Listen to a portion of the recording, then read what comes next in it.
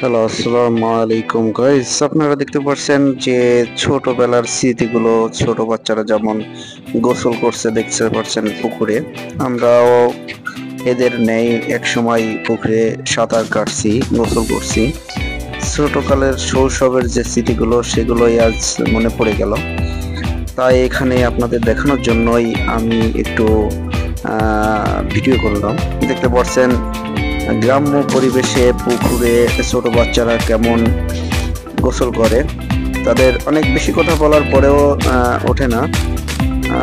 দেখতে পাচ্ছেন তারা অনেক সময় ধরে গোসল করছে। আমরাও এক সময় এখানে বা এরকম পুকুরে গোসল করতাম। এখন আর সেরকমের মজা হয় না। ছোটকালের স্মৃতিগুলো আজ খুবই নাড়া দিতেছে মনের অজান্তে। দেখতে পাচ্ছেন আপনারাও এরকম হয়তো বা করছেন এক সময়।